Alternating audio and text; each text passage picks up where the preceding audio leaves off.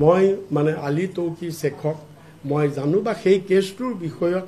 মই জানো গৌৰৱ গগৈৰ পত্নীয়ে পাকিস্তান চৰকাৰৰ পৰা দৰমহা লোৱা বুলি আমি আগতে জনা নাছিলো গতিকে আমি ৰিপুন বৰাক এই বিষয়ে আমি তলব কৰিম আৰু তেওঁৰ আমি ষ্টেটমেন্ট ৰেকৰ্ড কৰিম মই এই মাত্ৰ মই নটিছখন পালো নটিছখন মোলে আহিছে সিএম ভিজিলেন্সৰ পৰা আৰু অহা কালিলে 29 তাৰিখ মোক 11টা বজাত সিএম ভিজিলেন্স অফিচত মোক এপিয়াৰ হ'বলৈ কৈছে আৰু বিষয়টো হৈছে কি আলী তৌকি শেখ মোৰ নামতেই মুখত নুফুটে এইজন বোলে মানুহ ইছলামাবাদৰ মানুহ আৰু তেওঁৰ কিবা এটা ঠিকনাও দি দিছে এই মানুহজন সম্পৰ্কত গৌৰৱ গগৈৰ যেটো কেছ তেওঁৰ লগত লিংক আছে নে কি মই নাজানো সেই কেছ সংক্ৰান্তত মোলে কৈছে যে ময়ো জানো সেই বিষয়ে মই মানে আলী তৌকি শেখক মই জানো বা সেই কেছটোৰ বিষয়ত মই জানো গতিকে মোক কালিলে মাতিছে মোক মানে তাৰ ওপৰত ষ্টেটমেন্ট দিবলে গতিকে সেইটোই কথা আৰু মই ভাবো এইটো লাইনত আহিছে যে মই মুখ্যমন্ত্ৰী আজি দুদিনৰ আগত এটা মই সিদিনা যিখন সংবাদ মেল কৰিছিলো সেই সংবাদ মেলত মুখ্যমন্ত্ৰীয়ে এটা টুইট কৰিছে পিছদিনাখন আৰু টুইটত মুখ্যমন্ত্ৰীয়ে কৈছে যে গৌৰৱ গগৈৰ পত্নীয়ে পাকিস্তান চৰকাৰৰ পৰা দৰমহা লোৱা বুলি আমি আগতে জনা নাছিলো ৰিপুন বৰাৰ ষ্টেটমেন্টৰ পৰাহে আমি জানিলো যে গৌৰৱ গগৈৰ পত্নীয়ে পাকিস্তানৰ পৰা দৰমহা লৈছে গতিকে আমি ৰিপুন বৰাক এই বিষয়ে আমি তলব কৰিম আৰু তেওঁৰ আমি ষ্টেটমেন্ট ৰেকৰ্ড কৰিম এনে ধৰণৰ তেওঁৰ টুইটটোত আছিল আৰু সেই সন্দৰ্ভত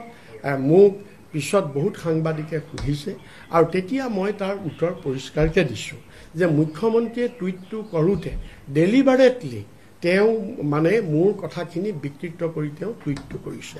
মোৰ যেটো ফেসবুক লাইভ তাত মই যি ধৰণে কৈছিলো মই তাৰ পিছতো আকৌ মই খুলি চাইছো হেতু তাত পৰিষ্কাৰকে আছে মই যেটো মই কৈছিলো সেই কথাটো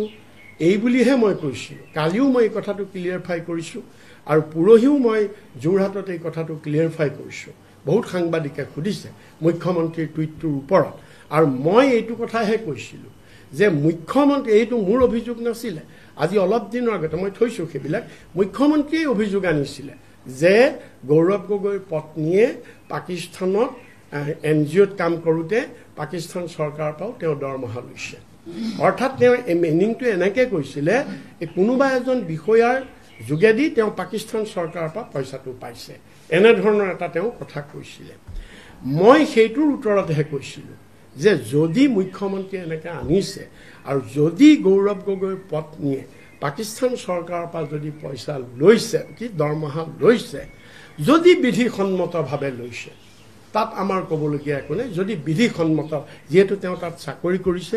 এনজিঅ'ত যদি কিবা বিধিখন আৰু তাৰ উদাহৰণত মই কৈছিলো যে বহুত ভাৰতীয় মানুহে পাকিস্তানত চাকৰি কৰি আছে আৰু পাকিস্তানৰ বহুত মানুহে ভাৰতত চাকৰি কৰি আছে ভাৰতৰ পৰা দৰমহা লৈছে পাকিস্তানত চাকৰি কৰায় পাকিস্তানৰ পৰা লৈছে বা আমাৰ আদানী আম্বানীকে ধৰি বহুত ব্যৱসায়ী পাকিস্তানত আছে বা দুভালৰ এজন পুত্ৰৰো ব্যৱসায় পাকিস্তানত আছে আমিতো তেওঁলোকক সন্দেহ কৰা নাই আমিতো তেওঁলোকৰ দেশৰ প্ৰেমক আঙুলিটো মানে কিয় কৰা নাই